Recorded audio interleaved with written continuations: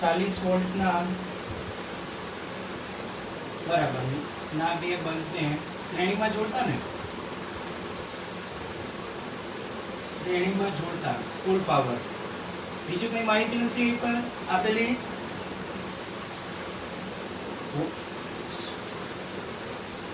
આ દરેકના 40 વોલ્ટ શું અચળ રાખેલું છે એવું કઈ કીધું છે? ન કીધું હોય ત્યારે સપ્લાય અચળ રાખવાનો, ન કીધું હોય ત્યારે સપ્લાય અચળ રાખવાનો. જ્યારે રકમમાં કોઈ હિન્ટ ન રકમમાં હિન્ટ ન હોય ત્યારે બી અચળ રાખવાનું, સપ્લાય વોલ્ટેજ. ચાલો, પાવર 40 વોલ્ટના બે બલ્બને શ્રેણીમાં જોડતા કુલ પાવર, એટલે બંનેનો દેખીતી વાત છે કે અવરોધ બી સમાન હશે. તો પી ચાલે છે આપણને ખબર છે v²/r બરાબર વી અચળ. શું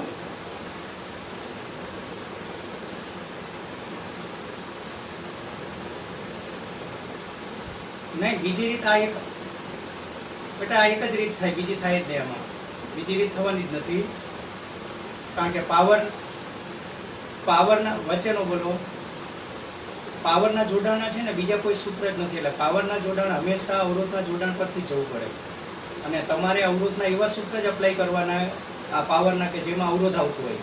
ખરેખર 3 સૂત્ર છે, P બરાબર VI, P બરાબર I²R ને P બરાબર V²/R. તો P બરાબર VI થી કોઈ દિવસ મળે જ નહીં. શું કામ? કારણ કે એમાં અવરોધ નથી. બરાબર, એટલે આપણે અવરોધના જોડાણ પરથી જવું પડે. ચાલો, એટલે આમાં જ્યારે કંઈ કીધું ન હોય કે કઈ વસ્તુ અચળ છે ત્યારે હંમેશા સપ્લાય વોલ્ટેજ અચળ રાખવાનો, આ યાદ રાખવાનું. ચાલો, આમાં V અચળ શું?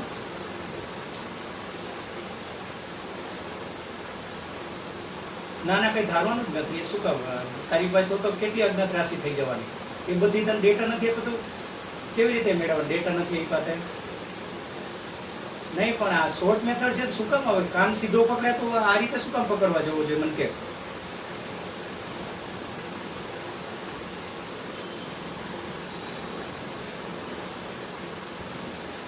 હા,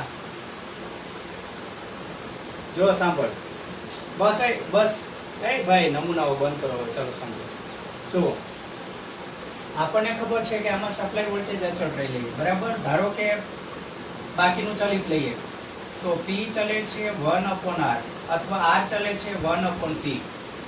ચાલો, થશે બેટા આટલું. એટલે પહેલા લેમ્પ માટે આપણે R1 ટેમ્પરરી ધારી લઈએ, R1 1/P1. ચાલો, બીજા માટે R2 1/P2. હવે તમે લેમ્પને શ્રેણીમાં જોડો ને, એટલે ઇનડાયરેક્ટલી જે ફિલામેન્ટનો અવરોધ હોય, અવરોધ બરાબર, તમે લેમ્પને શ્રેણીમાં જોડો છો એટલે ઇનડાયરેક્ટલી શું શ્રેણીમાં જોડાઈ જાય છે? R. કારણ કે બલ્બના ફિલામેન્ટનો અવરોધ બહુ મોટો હોય, ઘણો જ મોટો હોય. બરાબર, એટલે ઇનડાયરેક્ટલી R શ્રેણીમાં જોડાય. તો હવે R ના સૂત્ર પરથી જવાનું. ધારો કે આ સમતુલ્યને હું શું કહી દઉં? R કહી દઉં. ચાલો, તો R1 + R2 આ સમતુલ્યને હું R કહી દઉં. હવે મારે શું કરવાનું છે? પાવર લાવવાનું છે.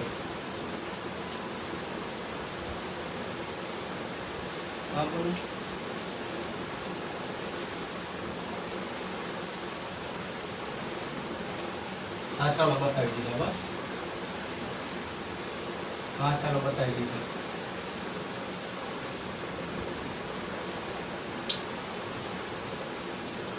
હા ચાલો, આ બતાવી દીધું.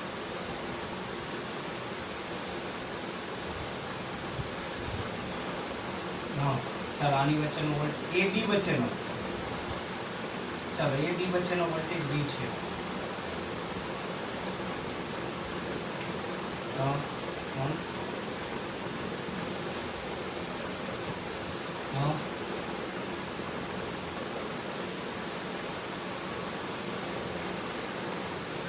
Power VI/2. ના, એવી રીતે જવાય ને, એમાં અવરોધ ક્યાં આવ્યો? એવી રીતે જવાય જ નહીં. ના, ન જવાય. પાવરનું જોડાણ છે એટલે દેખીતી વાત છે કે જે પાવર વ્યય શું છે? ઉષ્મા ઉર્જા રૂપે થતો વ્યય. ઉષ્મા ઉર્જા રૂપે થતો વ્યય કોના લીધે હોય? અવરોધના લીધે. તો અવરોધ તો આવું જ જોઈએ, બાકી અવરોધના સૂત્ર ઉપર જવાય જ નહીં. પાવર શું છે? વિદ્યુત ઉર્જાનું ઉષ્મા ઉર્જા રૂપે થતું વિખેરણ. વિખેરણ કોના લીધે થાય? અવરોધના લીધે. તો અવરોધ ન હોય, ધારો કે એક સિમ્પલ વસ્તુ છે કે અવરોધ ન હોત ને આ તાર હોત તો શું આમાં વિખેરણ થાત? બરાબર, તો આમાં વિખેરણ જ ન થાત. એટલે એ રીતે જવાય જ ને. હંમેશા અવરોધ આર તો કમ્પલસરી લેવો જ પડે, બાકી કોઈ રસ્તો જ નથી. આ તો બી ચાલે, પણ એમાં આઈ સ્ક્વેર આર પરથી ક્યારે જવાય? જો આઈ અચળ હોય તો.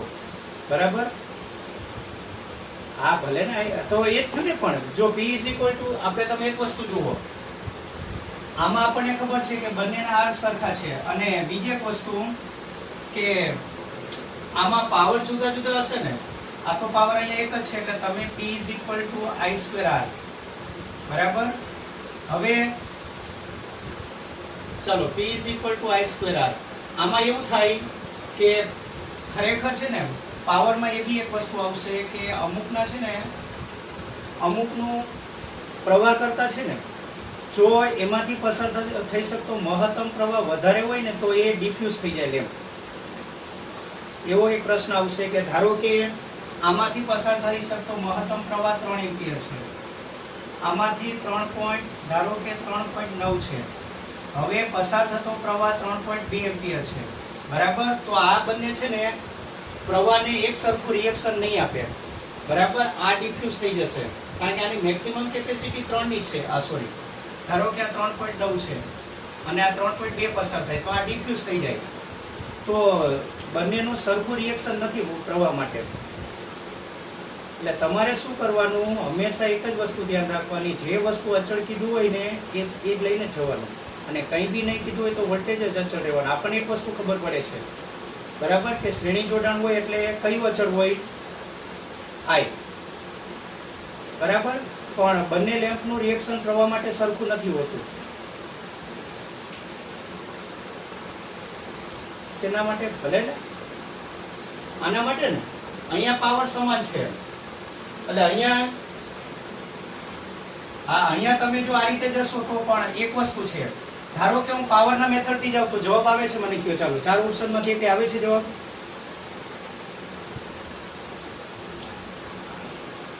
હા, તો હું એ જ કહું છું કે આપણે MCQ પેટર્નમાં એક ખાસિયત હોય.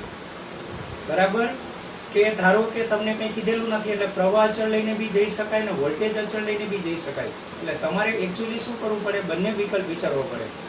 પણ તમને પ્રવાહ અચળ માટેનો વિકલ્પ 80 આવે છે પણ ઓપ્શનમાં નથી, એટલે તમારે ના છૂટકે શું કરવું પડે? એટલે MCQ પેટર્નમાં એક ખાસિયત હોય, તમારા જવાબ તમારે એની સાથે વળગી ન રહેવાનું હોય. ઓપ્શનમાં શું માંગ્યું છે ને એની સાથે મેચ કરવું પડે તમારે. ઘણા દાખલા એવા હશે કે બે મેથડથી જાય. બરાબર, આ અચળ ધારો તો જવાબ આવતો હોય, આ અચળ ધારો તો જવાબ આવતો હોય. મેં તમને લગભગ અવરોધના દાખલામાં એક દાખલો એવો કીધો હતો કે જો આ લઈને જઈએ તો આ જવાબ આવે, પણ ઓપ્શનમાં એ જવાબ નથી. એટલે આપણે આપેલું 10 એક અવરોધના 10 સરખા ભાગ કરવાના. બરાબર, એના 5 શ્રેણીમાં 5 સમાંતરમાં. પછી એ બંને જે સમતુલ્ય વળે એને પાછા આપણે શ્રેણીમાં બી જોડી શકીએ, RS અને RP ને શ્રેણીમાં બી જોડી શકીએ, સમાંતરમાં બી જોડી શકીએ. પણ મેં તમને કીધું કે શ્રેણીમાં જોડો તો જવાબ આટલો આવે છે. બરાબર, પણ ઓપ્શનમાં ક્યાંય નહીં હતું. એટલે આપણે એની સાથે મેચ થવા માટે શું કરવું પડ્યું? સમાંતર જોડાણ. એટલે બેટા આ બધું તો કરવું જ પડશે. MCQ પેટર્નમાં ખાસ દાખલો એક છે કે રાઇટિંગનો 2 માર્કનો દાખલો હોય તો એમાં તમે કોઈ બી મેથડથી જાઓ તો ચેકર બંને મેથડ ફોલો કરશે. બાકી MCQમાં એક જ દાખલો 2 લોજિકથી થતો હોય તો કયો લોજિક વાપરવો એ આપણા હાથની વાત ન હોય. ઓપ્શનમાં કયો લોજિકથી કરેલું છે ને એ જ મહત્વનું છે. હા, નહીં આખા પરિપથનો સપ્લાય નથી બદલો એટલે V અચળ, સપ્લાય નો બદલો એટલે સપ્લાયનો વોલ્ટેજ.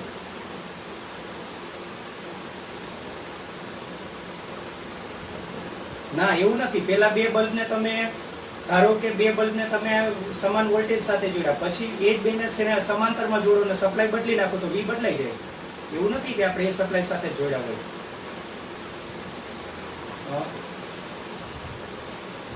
શું પરિપથ? હા, આ પરિસ્થિતિ માટે V અચળ છે. હું એ જ કહું છું, આ પરિસ્થિતિમાં તમે I અચળ લઈને બી જઈ શકો ને V અચળ લઈને બી જઈ શકો. આ પરિસ્થિતિમાં હા, બંને અચળ છે, પણ તમારે મને એક વસ્તુ કહો, બંને અચળ છે તો તમારો જવાબ શેનાથી આવે છે? બંને જ નહીં, બંનેથી નો નહીં, વોલ્ટેજથી આવે જ વોલ્ટેજથી. એટલે તમારે ના છૂટકે જો એક વસ્તુ સિમ્પલ વસ્તુ સમજો, ઘણા દાખલા એવા હોય કે આપણે પેલા મેં તમને હમણાં જ કીધું કે આ સરખા 10 ભાગ કરવાના, તો એમાં આરએસ અને આરપી ને તમે પાછા બે જોડાણમાં કરી શકો, શ્રેણીમાં અને સમાંતર બંનેમાં કરી શકો, બરાબર. પણ એક મિનિટ, ચાલો આપણે આ લો બેટરી આવી ગઈ, એક મિનિટ.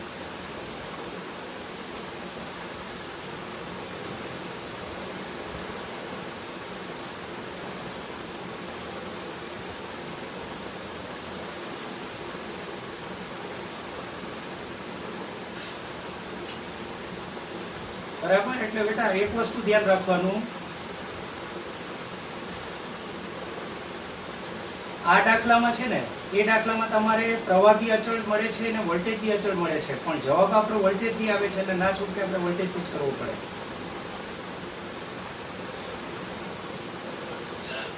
હા,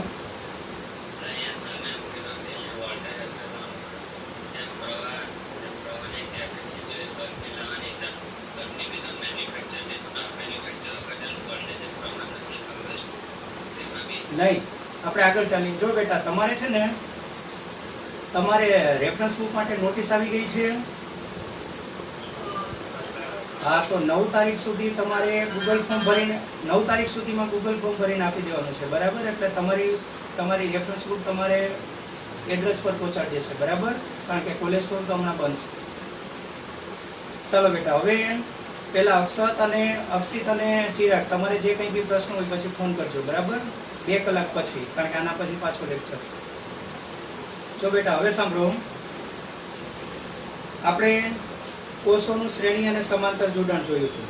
ચાલો મને એક વસ્તુ કહો, એક સરખા હું n વિદ્યુત કોષોને જેનું EMF એપ્સાઇલોન હોય એવા n કોષોને હું શ્રેણીમાં જોડું તો સમતુલ્ય કેટલું થાય?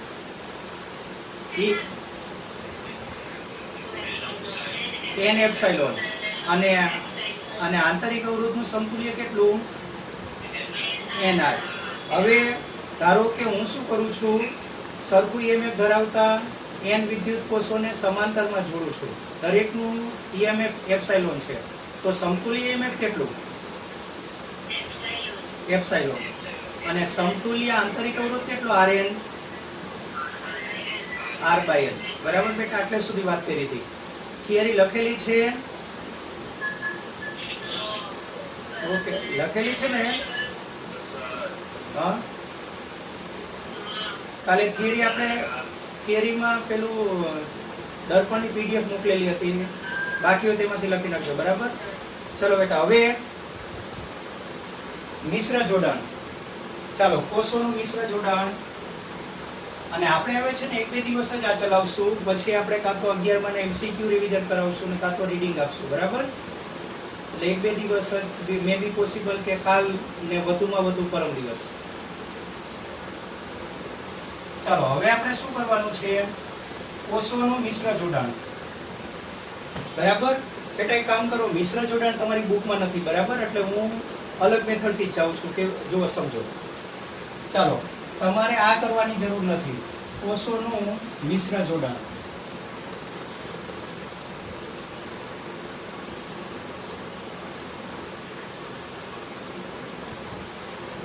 ધારો કે બેટા એક પરિપથમાં, ચાલો આપણે શું કરેલું છે, એકમાં ચાલો આ એપ્સાઇલોન એવા તમે એક રોમાં તમે n જોડેલા છે, એક રોમાં n, બરાબર. એવી આ પેલી રો,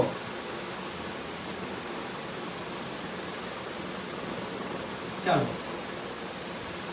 એવી આ બીજી રો, અને એવી તમે પાછી કેટલી રો લ્યો છો? m રો, બરાબર. ચાલો આ રીતે.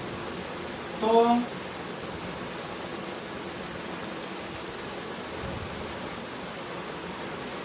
ચાલો આ રીતે છે. ચાલો બેટા આનું સમતુલ્ય મને લખાવો, આનું સમતુલ્ય લખાવો. ચાલો આખા પરિપથનું મને ઈ ઇક્વિવેલન્ટ શોધીને કયો, પછી હું તમને સમજાવું. આર ઇક્વિવેલન્ટ કયો અને વહેતો પ્રવાહ I નું સૂત્ર કયો. I નું સૂત્ર આપણને ખબર છે, E equivalent upon R plus R equivalent. ચલો બેટા આનો જવાબ કયો જોઈએ મને. આ કેટલું? n epsilon. પછી હું સમજાવું, ખાલી એકવાર પહેલા જવાબ સમજી લ્યો. ચલો આ કેટલું?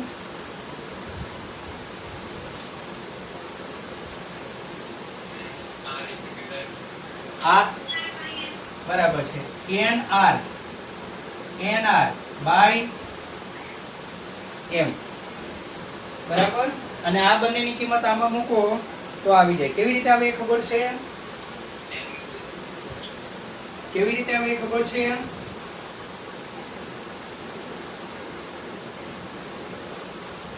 ચલો બેટા કેવી રીતે આવે છે આ?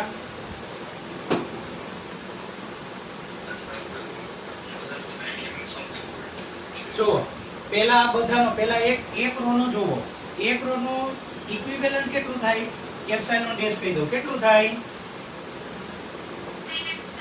બરાબર. આનો બી n એપ્સિલોન, આનો બી n એપ્સિલોન, આનો બી n એપ્સિલોન. તો આખા પરિપથનો ઇક્વિવેલન્ટ કેટલું થાય?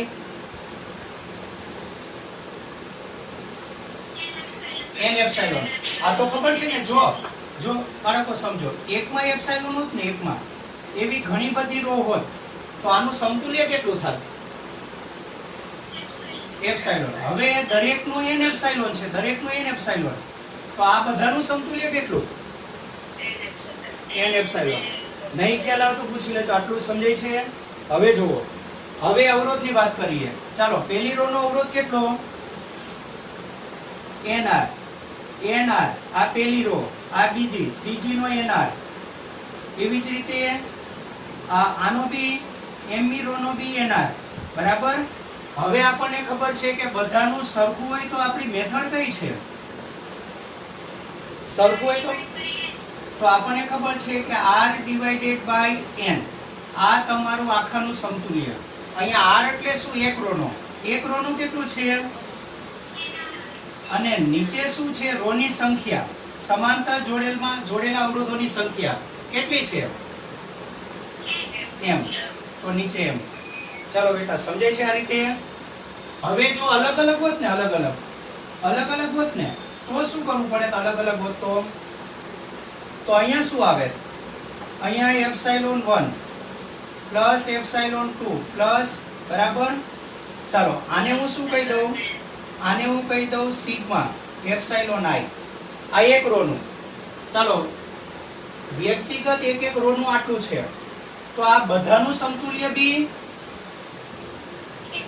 એટલું જ થાય. હવે એક રો નું આંતરિક અવરોધ R1 R2. ચાલો આના સમતુલ્યને હું કહું Ri. આ બેટા એક રો નું. એવી કેટલી રો છે? એક રો નું આટલું, એક રો નું આટલું. ચાલો એક રો નું કેટલું છે? Sigma Ri. એવી કેટલી રો? m. તો બાય m. એટલે અલગ અલગ હોય તો કેવી રીતે જવાનું ખ્યાલ આવશે ને? આ આપણી બુકમાં નથી, બરાબર, ખાલી સમજવા માટે. ચાલો બેટા આટલું ધ્યાન રાખવાનું છે. હવે આનો એક દાખલો છે, આ સૂત્ર લખીને દાખલો કરીએ અને પછી ઘણો જ અગત્યનો ટોપિક કિર્ચોફના નિયમ. બરાબર. ચાલો એ ભણીએ. લખો આના સૂત્ર. લખો આના સૂત્ર.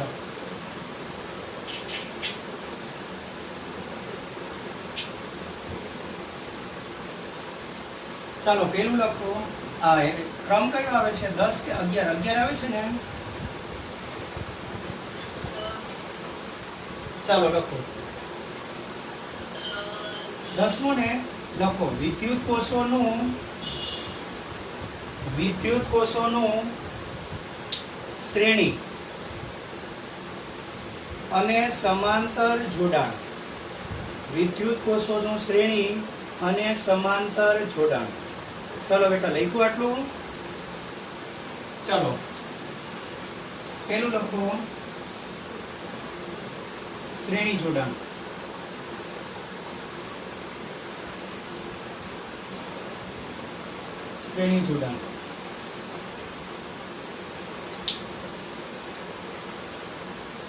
ચાલો શ્રેણી જોડાણમાં સમતુલ્ય EMF નું સૂત્ર કયું? E equivalent epsilon 1 plus epsilon 2 epsilon n અને R equivalent R1 plus R2 Rn. બરાબર. ચાલો બેટા આમાં લખી દો. હવે ધારો કે કોઈ કોષ વિરોધક જોડાણમાં હોય તો એનું એપ્સાઇલોન કેવું લેવું? ઋણ. તમને કેમ ખબર પડે કે વિરોધક જોડાણમાં છે કે સહાયકમાં? જોવો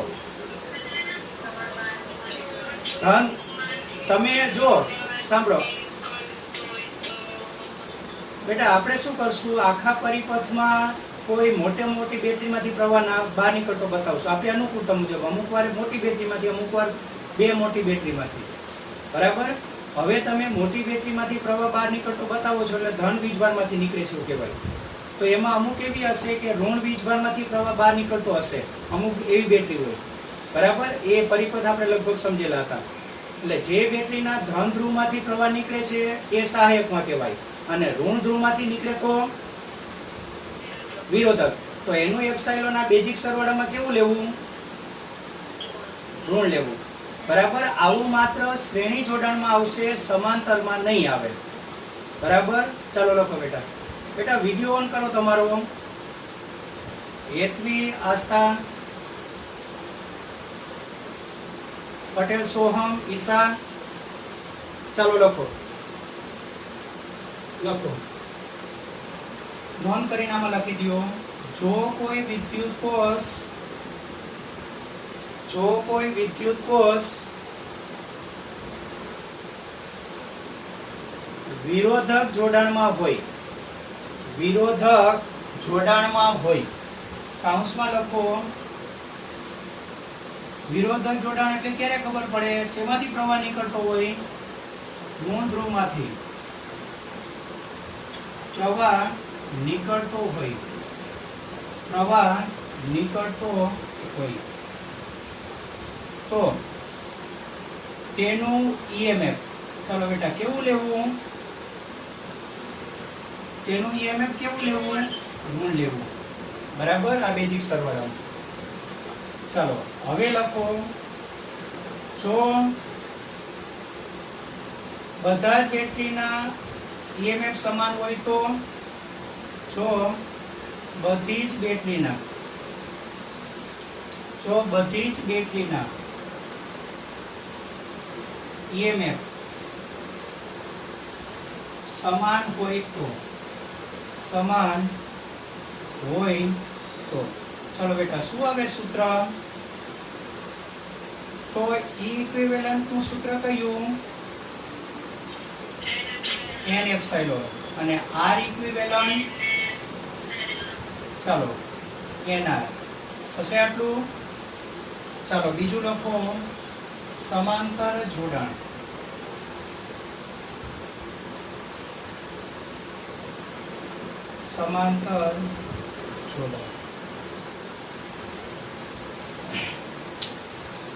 ચાલો સમાંતર જોડાણનું સૂત્ર યાદ રહેવું નથી. બરાબર. આપણે પેલું લખાવી દઈએ. E કોનો ગુણોત્તર હતો? E equivalent by R equivalent. બરાબર. ચાલો બેટા આનું સૂત્ર કયું હતું? એપ્સાઇલોન 1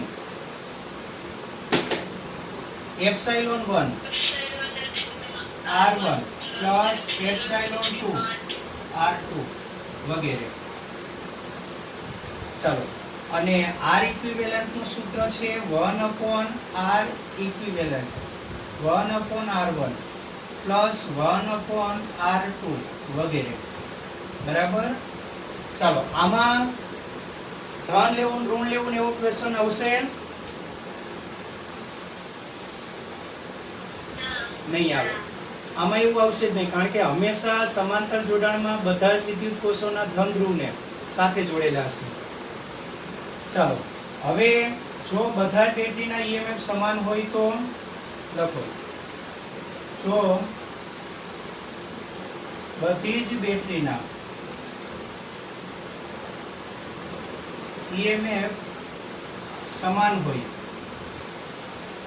સમાન હોય તો ચાલો બેટા E ઇક્વિવેલન્ટ નું સૂત્ર કયું આવશે?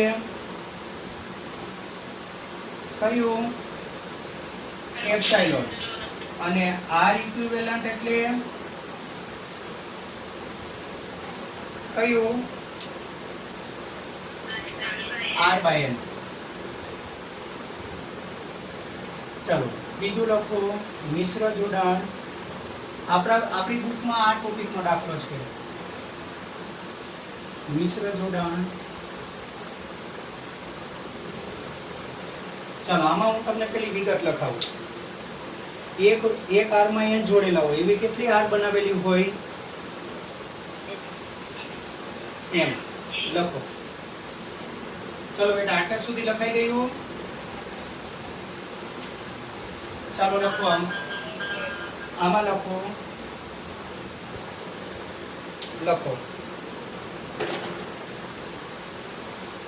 જો એપ્સાઇલોન જેટલું EMF ધરાવતા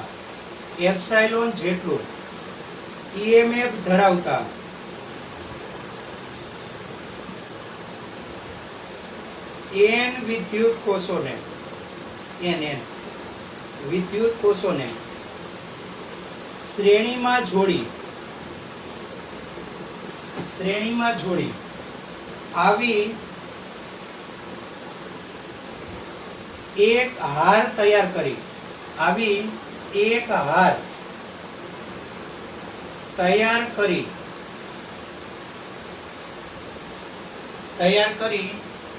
આવી કેટલી હારોને? ચલો કેટલી હારોને?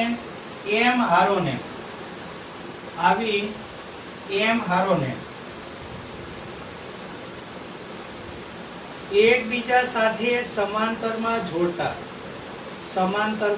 જોડતા. ચાલો અલ્પવિરામ કરી નાખો. નીચે લખો E ઇક્વિવેલન્ટ. તો કેટલો આવે બેટા આમાં? બોલો. n epsilon. કારણ કે એક રો નું જેટલું આવે ને એક રો નું ટોટલ આખા સમતુલ્ય પણ એટલું જ આવે. R ઇક્વિવેલન્ટ કેટલું આવે? એક રો નું કેટલું આવે? એક રો નું nr ભાગ્યા રો ની સંખ્યા m. બરાબર. ચાલો બેટા હવે નોંધ કરી લખો. આ દરેક કેસમાં જો તમારે પ્રવાહ શોધવો હોય, બેટરીમાંથી નીકળતો પ્રવાહ, તો કયા સૂત્ર પરથી જવાનું? લખો. જો બેટરીમાંથી ખેંચાતો પ્રવાહ મેળવવો હોય તો ચાલો બેટા કયું સૂત્ર? I is equal to epsilon upon R plus R. આ મેળવ્યું હતું ને, પણ અહીંયા શું લેવાનું? આખા પરિપથનું સમતુલ્ય. આખા પરિપથનું સમતુલ્ય લેવાનું. ચલો બેટા સમજાય છે? આટલું ધ્યાન રાખવાનું. ચાલો હવે આવો એક દાખલો છે સ્વાધ્યાયનો. કેટલામાં છે જોવો જોઈએ. ચાલો લખાઈ ગયું બેટા આટલું?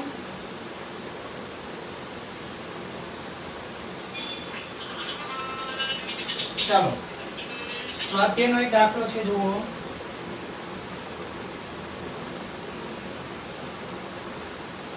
ચાલો કેટલામો દાખલો છે સ્વાધ્યાયનો?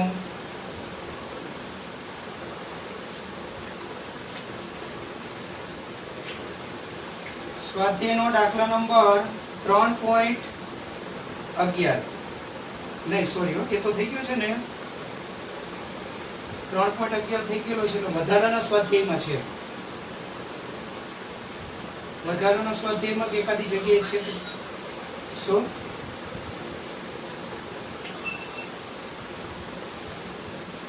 આ દાખલો ક્યાં છે જોવો જોઈએ. ડીસી સપ્લાય વાળો થઈ ગયો છે. 3.15.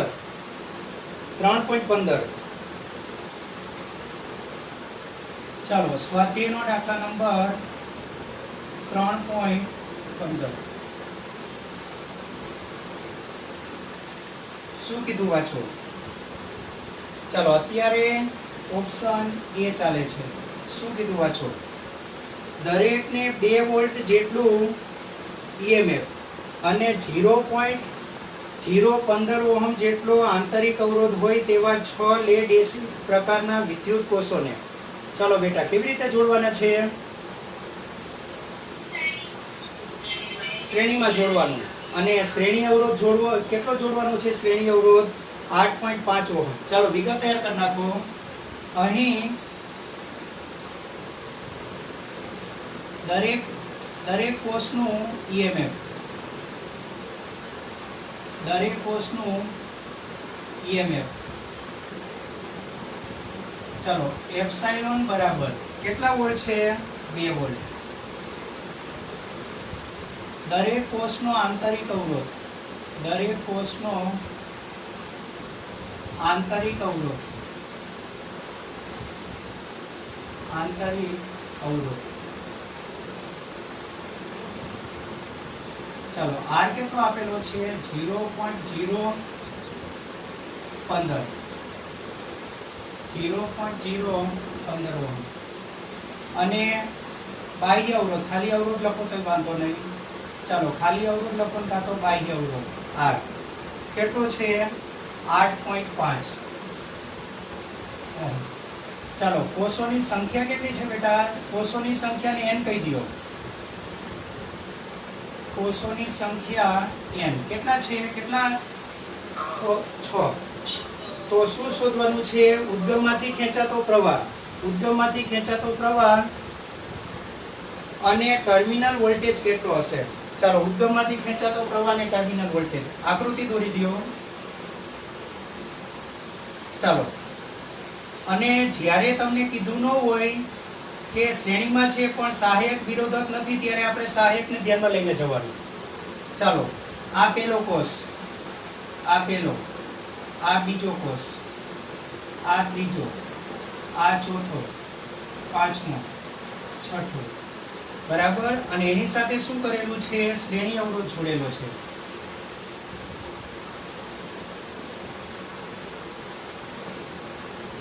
બરાબર.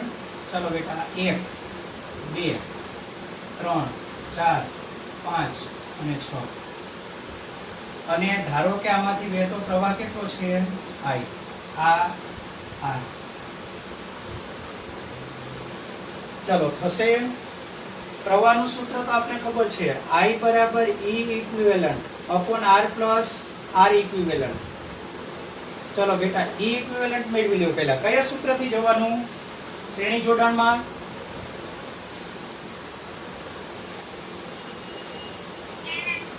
n epsilon.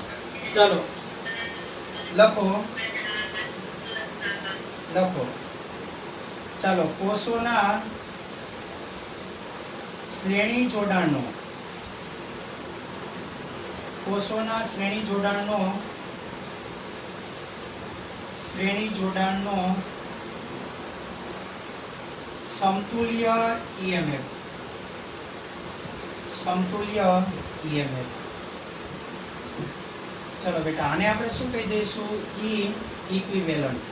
અને એનું સૂત્ર આપણને ખબર છે, બધા એક સરખા છે. જુઓ બધાના ઈએમએફ સરખા હોય તો ડાયરેક્ટ જ n એપ્સાઇલોન. ચાલો n 6 એપ્સાઇલોન 2. ચાલો બેટા કેટલા વોલ્ટ થવાનું? 12 વોલ્ટ. બરાબર.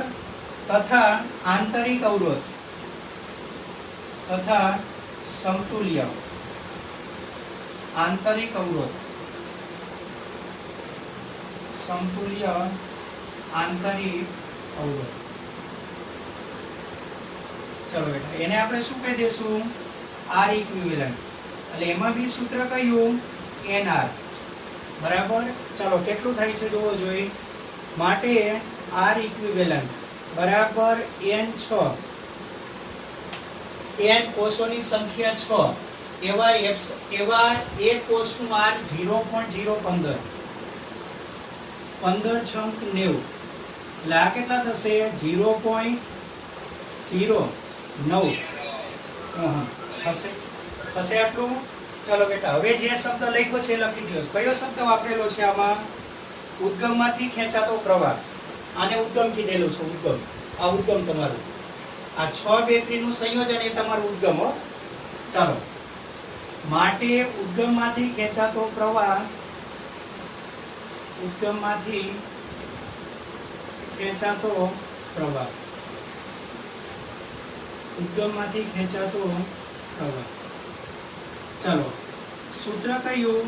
I બરાબર E equivalent upon R plus R equivalent. ચાલો, E ઇક્વિવેલન્ટ છે 12 વોલ્ટ. 12. ચાલો, બાહ્ય અવરોધ આપેલો છે 8.5. 8.5 અને આ આપેલો છે 0.09. કેટલો થાય છે બેટા? જુઓ જોઈએ. 1.39 ને, એટલે રાઉન્ડ ઓફ કરો 69, રાઉન્ડ ઓફ કરો તો 9 ને રાઉન્ડ ઓફ કરો તો 4, એટલે I કેટલા? 1.4 એમ્પિયર. આ તમારો જવાબ. ચલો બેટા, બીજું શું શોધવાનું છે મને કહો. હવે ટર્મિનલ વોલ્ટેજ બે સૂત્રથી મળ્યા. IR બરાબર. ચાલો, ટર્મિનલ વોલ્ટેજ બે સૂત્રથી મળે અને બંનેથી જવાબ એક જ આવશે, ટર્મિનલ વોલ્ટેજ. ચાલો, V કયું? બાહ્ય અવરોધમાં આ સૂત્રથી મળે, V IR. ખબર છે ને ટર્મિનલ વોલ્ટેજ. અને બીજું સૂત્ર બી છે, તમને બંને રીતે કરાવું. 1.4. ચાલો બેટા, R કેટલું? 8.5. કરો જોઈએ ગુણાકાર. 11.9 વોલ્ટ. બરાબર. હવે જો તમારે આ રીતે ન કરવું હોય ને, તો બીજું બી એક સૂત્ર છે, યાદ કરો જોઈએ. તમારે પરીક્ષામાં છે ને બંને રીતે ટાઈમ નો બગાડતા હો. પરીક્ષામાં બંને રીતે ટાઈમ નો બગાડતા. ચાલો, epsilon minus IR. Cos charge થાય છે કે ડિસ્ચાર્જ? ત્યારે વચ્ચે માઇનસ. આ તો એક કોષ માટે. એક કરતા વધારે કોષ હોય તો અહીંયા શું લેવાનું? ચાલો, કેટલું થાય છે જોવો જોઈએ. તમારે ખાલી ઉપરની રીતે જ કઢાવવાનું, હું તો ખાલી આ સમજાવવા માટે કરાવું છું તમને. ચલો, E ઇક્વિવેલન્ટ કેટલું છે બેટા? 12 માઇનસ I 1.4 અને R ઇક્વિવેલન્ટ કેટલું? 0.015. કેટલું થાય? સાદુરૂપ આપી દો. એટલે 11 પોઈન્ટ રાઉન્ડ ઓફ કરો તો કેટલા? 9. આ તમારો જવાબ. સમજાય છે આટલું? તમારે બેમાંથી કોઈ બી એક મેથડથી કરવાનું, અને મારી ધારણા પ્રમાણે પહેલી મેથડ સરળ લાગશે. બરાબર. ચાલો, શું 0. હા, સોરી, 0. આપણે 0.09 કેટલા થાય છે? આ કેટલા થાય છે? હા, બરાબર. એટલે અહીંયા મેં ભૂલ કરી લખવાનું. ચાલો, હવે બીજો ઓપ્શન જો શું કીધું છે, વાંચો. લાંબા વપરાશ બાદ એક ગૌણ વિદ્યુત કોષનું EMF. હવે બેટા જુઓ, EMF ઘટવાની ક્રિયા બહુ ટૂંકા ગાળાની, બહુ ધીમે ઘટે હો. તમને શું કીધું છે? એક કોષનું EMF કેટલું હતું?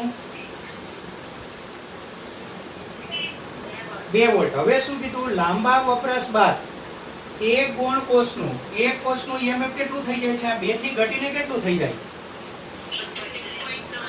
એ કઈ 2-5 દિવસની ઘટના ન હોય, બરાબર. વર્ષોની ઘટના હોય, મહિનાઓની ઘટના હોય. એટલે મહિનાઓ પછી આ EMF ઘટીને 1.9 થઈ જાય છે. આગળ વધો. અને મોટો આંતરિક અવરોધ 380 ઓહમ છે. જેમ જેમ બેટરી છે ને બેટા ડિસ્ચાર્જ થતી જાય ને, એમ એનો આંતરિક અવરોધ વધતો જાય. આંતરિક અવરોધ વધે છે એમ શું કહેવાય? શા માટે કહેવાય? કારણ કે અંદર જે એસિડિક દ્રાવણ ભરેલું હોય ને, એની એસિડિકતાનું પ્રમાણ ઘટતું જાય. ધન અને ઋણ આયનો છૂટા પડવાનું બંધ થતું જાય. અને જેમ જેમ ધન અને ઋણ આયનો છૂટા ન પડે ને, પડવાનું ઓછું થતું જાય ને, તેમ ધન ધ્રુવ પર પહોંચતા ઇલેક્ટ્રોનની સંખ્યા અને પ્રોટોનની સંખ્યા ઘટતી જાય. અને સંખ્યા ઘટે એટલે અવરોધ વધે છે એવું કહેવાય આંતરિક અવરોધ. એટલે આંતરિક અવરોધ વધીને કેટલો થઈ ગયો 380 ઓહમ. બરાબર. ચાલો તો આ કોષમાંથી કેટલો મહત્તમ પ્રવાહ ખેંચી શકાય એ કોષની વાત કરવાની. ચાલો લખો. ચાલો બી લખો. એક કોષનું EMF, એક કોષનું EMF આ ઘટ્યા પછીનું છે. તો બેટા એને સંકેત એપ્સાઇલોન ને બદલીને શું કરશું? એપ્સાઇલોન ડેશ કેટલા છે? 1.9 વોલ્ટ. અને આંતરિક અવરોધ કેટલો થઈ જાય છે?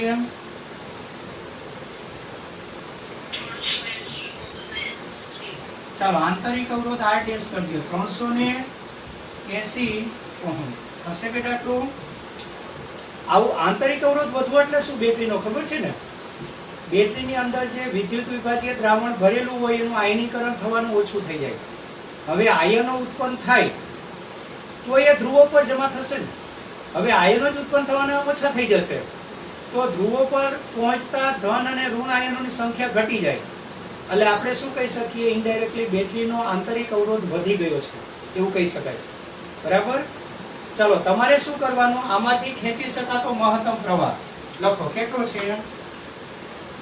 ચાલો માટે બેટરીમાંથી ખેંચાતો, બેટરીમાંથી આ પરિસ્થિતિમાં ચાલો મહિનાઓના વપરાશ પછી આવી સ્થિતિ થઈ ગયેલી છે. મહિનાઓના વપરાશ પછી કોષની આવી સ્થિતિ થઈ ગઈ છે. તો હવે એમાંથી કેટલો પ્રવાહ ખેંચાશે? પહેલા કેટલો ખેંચાતો હતો બેટરીમાંથી? આ 6 એ 6 મળીને કેટલી? 1.4. અને એકમાંથી ખેંચાતો કરવો હોય તો ભાગ્યા 6 કરો.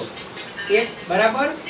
ચાલો બેટરીમાંથી ખેંચાતો પ્રવાહ I ડેશ કહી દો. ખેંચાતો પ્રવાહ I ડેશ. ચાલો બેટા સૂત્ર કયું છે? એપ્સાઇલોન અપોન ચાલો R પ્લસ R પરથી આમાં ઇક્વિવેલન્ટ લેવાનું. કેટલો કોષ? એક જ. તમારે મહત્તમ પ્રવાહ જોઈતો હોય તો શું કરવાનું? આમાં કયું પદ શૂન્ય મહત્તમ પ્રવાહ માટે? ચાલો લખો મહત્તમ પ્રવાહ માટે. લખો મહત્તમ પ્રવાહ માટે. ચાલો મહત્તમ પ્રવાહ માટે કેપિટલ R બરાબર 0. બરાબર.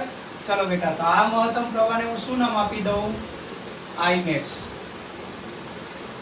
બરાબર. ચાલો આને મેં નામ આપેલું છે એપ્સાઇલોન ડેશ R ડેશ. તો epsilon dash by R dash. ચાલો એપ્સાઇલોન ડેશ કેટલા છે? 1.9 અને R ડેશ કેટલું? 380. આનું સાદુરૂપ આપો જોઈએ. 0.00 ને 00 પછી કેટલા? 5 ને 5 એમ્પિયર. ચાલો તો મહિનાઓના વપરાશ પછી બેટરીમાંથી બેટા આટલો પ્રવાહ ખેંચી શકાય. અને આવા 6 કોષ જોડો તો 6 × 30 એટલે 0.030 એમ્પિયર. બરાબર. તો પહેલા 6 બેટરીમાંથી આટલો મળતો હતો. ચાલો મહિનાઓ પછી 6 બેટરીમાંથી આટલો પ્રવાહ મળે છે. હવે શું કીધું? આ એક બેટરીની વાત છે. હવે શું કીધું વાંચો. જુઓ શું આ કોષ કારને ચાલુ કરવાની મોટર ચલાવી શકે?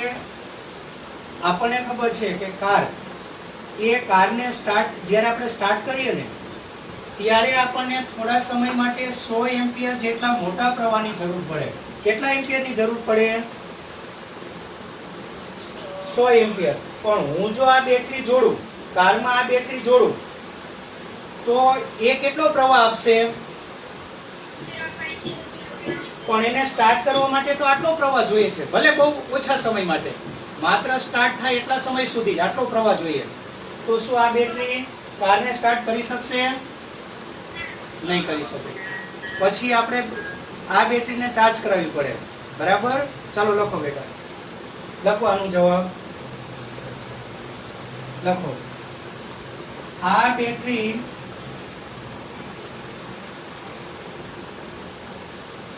કારને સ્ટાર્ટ કરવા માટે સ્ટાર્ટ કે ચાલો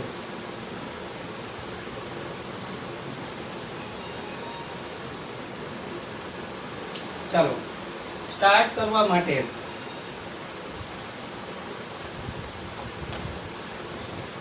બોલો, કામ લાગશે? ના. આ બેટરી કારને સ્ટાર્ટ કરવા માટે ઉપયોગી થશે નહીં. ઉપયોગી થશે નહીં. કારણ કે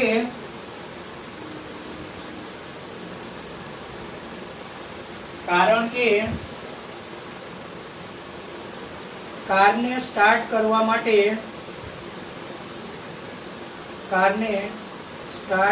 માટે થોડા સમય માટે 100 એમ્પિયર જેટલો મોટો પ્રવાહ જોઈએ.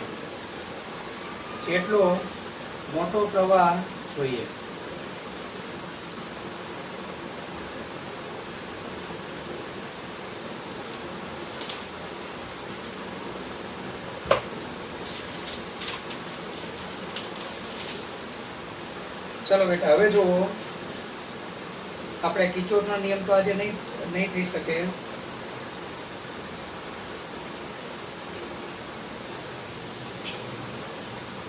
આમાં વચ્ચે કયા દાખલા બાકી હતા બેટા? કાલે કયો? 3. એટલે તમે સ્વાધ્યાયનું કયો છો? જો જે સ્વાધ્યાયના બાકી છે ને, સાંભળો. સ્વાધ્યાયમાં આપણે પહેલો, બીજો, ત્રીજો, ચોથો, પાંચમો, છઠ્ઠો, સાતમો, આઠમો થયો. 3.9 પરીક્ષામાં મોસ્ટ આઈએમપી ગયા વર્ષે બોર્ડમાં પૂછાઈ ગયો, પણ એ કિચોટના નિયમનો છે. બરાબર. ચાલો પછી મીટર બ્રિજ એ બાકી, એટલે 3.9, 10, 12, 13 તો થઈ ગયો છે ને. એટલે રેગ્યુલર સ્વાધ્યાયમાં બેટા આપણે 9 બાકી, 10 બાકી અને 12 બાકી. વધારાના સ્વાધ્યાયમાં 14, 15, 16, 17, 18, 19, 20, ચાલો 21 સુધી થઈ, એટલે 22, 23 બાકી. બરાબર. અને ઉદાહરણમાં જે બાકી છે ને એ બધા કિચોટના નિયમના છે મેજોરિટી. ઉદાહરણમાં 3.6, 3.7, 3.8 એ બધા કિચોટના. બરાબર. કાલે બહુ અગત્યનો નિયમ આપણે ચલાવશું. ચલો બેટા, આજે તો હવે ચાલુ થાય એવું લાગતું નથી. બરાબર.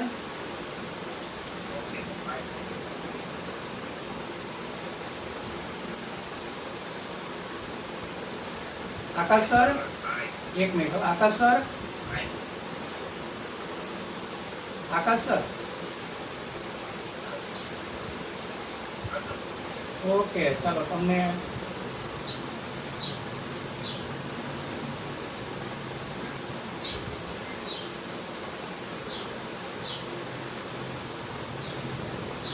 ચલો બેટા, તમારે છે ને કાલે આપણે જો હોમવર્કમાં સાંભળો, કાલે આપણે કોષોનું શ્રેણી જોડાણવાળી થિયરી લખેલી હતી ને. બરાબર. હવે આપણે મિશ્ર જોડાણ તો આપણે કરવાનું નથી. બરાબર. ચલો બેટા, હોમવર્કમાં તમારે સમાંતર જોડાણવાળી થિયરી લખીને મોઢે કરવાની. બરાબર. સમાંતર જોડાણવાળી, કોષોનું સમાંતર જોડાણ.